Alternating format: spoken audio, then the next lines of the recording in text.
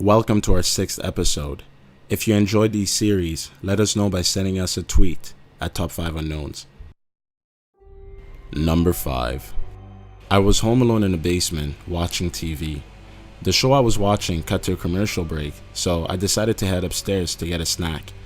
As I opened the sliding door from the living room, out where the stairs are, I looked down the hallway beside the stairs and I saw a black figure standing in my mother's office. I reached into my pocket and took a single picture of the figure standing in a doorway.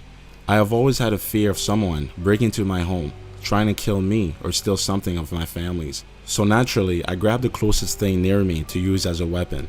I turned around and grabbed the remote off the side of the couch. When I turned back around to head upstairs as quickly as possible, I noticed that the figure was no longer there, standing in the office. I couldn't call someone from downstairs because the only phone downstairs is in my mother's office, where I last saw the figure, so I assumed it was still in there. As I stood there, thinking about whether I should try rushing upstairs to get help, I heard a loud sound from behind me, like someone had ran by me. All of a sudden the TV had shut off. I screamed out to whoever it was, "Get out of my house, or else I'm gonna call the police. I have a knife and I will stab you." I heard a low, deep laughing sound, like something you would hear from a supervillain. I quickly ran upstairs. As I slammed the door at the top of the stairs, I heard a demonic voice say, "Where are you going?" I dashed into my room and grabbed my hatchet. I was too afraid of leaving my room. I stood in there until my parents got home. Number 4. This particular story happened when I was 6 years old. My back garden was quite big, and I had a swing set that was right at the back of it.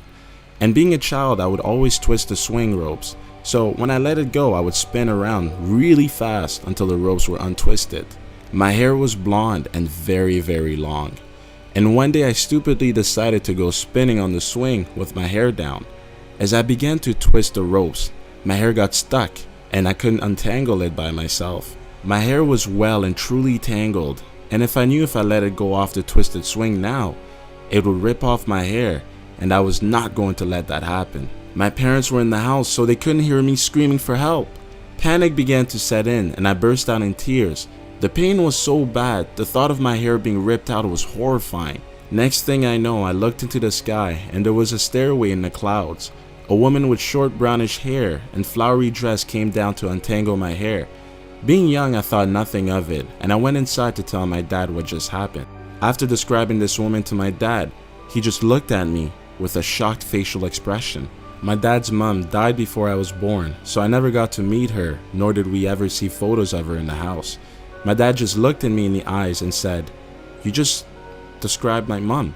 I was really confused at the time, and it wasn't until I got older that I understood why he was so shocked. Number 3.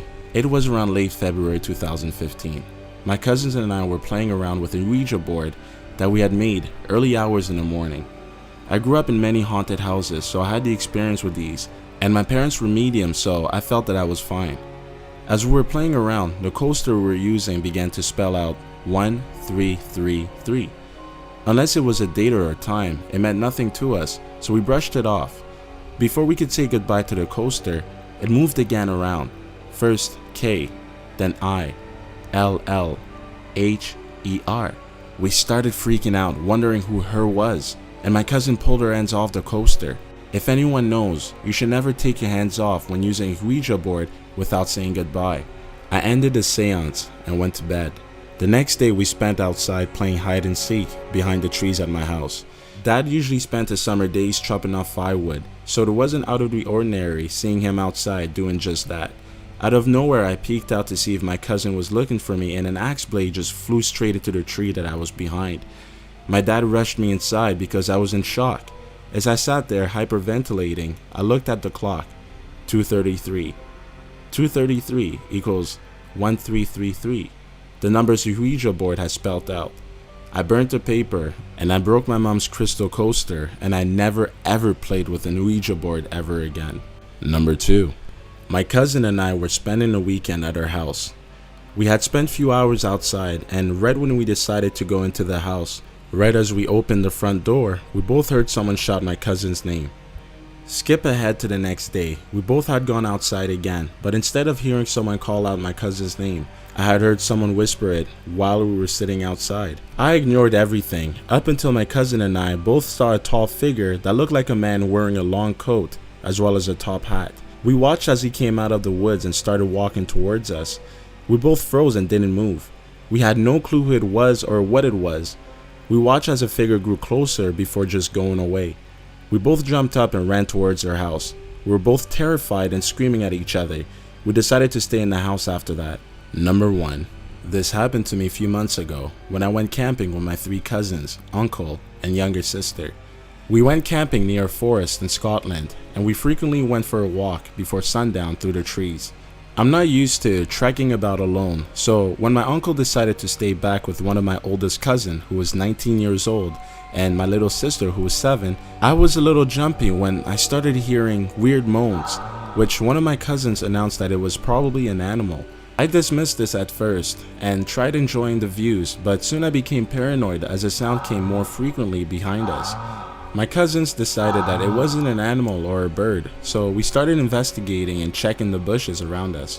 One of them suggested that we should split up, so I just stared at them as if she was crazy. Haven't horror movies taught us not to ever split up? Anyway, as we ventured further into the thickets and it got a little darker, I realized that we had been out much longer than we should have been. So we started walking back. I heard a scream up ahead, and we started to panic and run back to the campsite. I fell and looked back. One of the most cliche things in the scary movies, but it was true. Just as I got up to check around, I saw a silhouette of a woman. She was carrying something sharp and was rapidly approaching.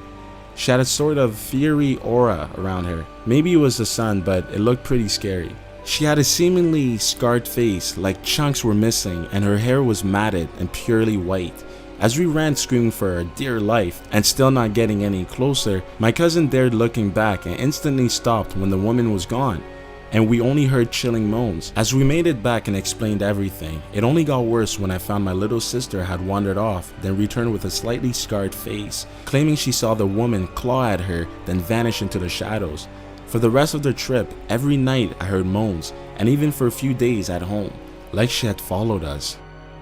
Thanks for watching. If you would like to have one of your story featured, send it to yme2k15@gmail.com.